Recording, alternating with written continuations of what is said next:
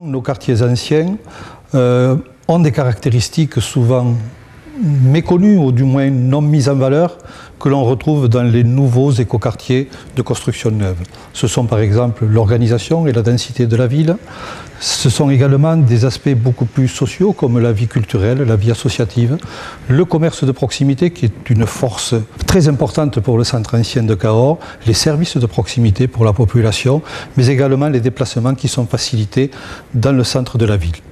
L'enjeu ou le défi que nous allons avoir pour les années à venir, c'est d'organiser, de maîtriser le retour des habitants au centre-ville. C'est un phénomène que l'on voit déjà pointer dans de grandes agglomérations et il faut qu'on se prépare évidemment suivant deux axes très organisés. D'abord, l'amélioration du confort, c'est une problématique technique, l'amélioration du confort des logements et du cadre de vie.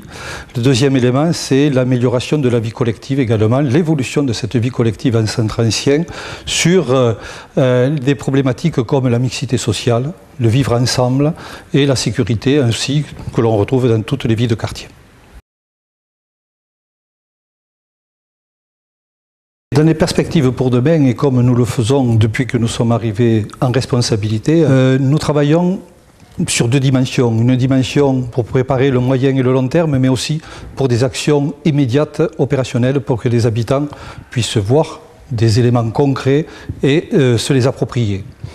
Dans cette démarche, cette reconquête va donc alterner deux éléments majeurs qui vont être la préparation d'une future opération programmée expérimentale sur les quartiers anciens durables et à partir d'une étude qui est enclenchée en ce moment sur des aspects fondamentaux comme l'amélioration du cadre de vie dont j'ai parlé précédemment, mais également l'analyse sociale du quartier, sa préparation, son évolution, quel est le marché immobilier, quelle est la tendance quand on connaît les problématiques actuelles sur le volet économique.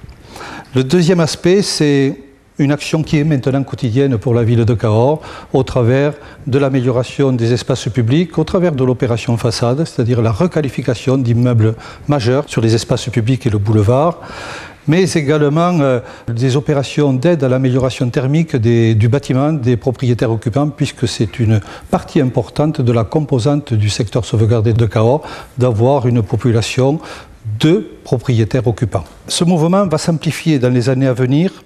Et l'élément majeur que nous avons vraiment à mettre en œuvre, c'est que les habitants, toutes les organisations qui concourent à la vie d'un quartier s'approprient cette démarche pour pouvoir l'amplifier. C'est notre objectif, certes modeste au départ, mais qui ne peut que s'amplifier.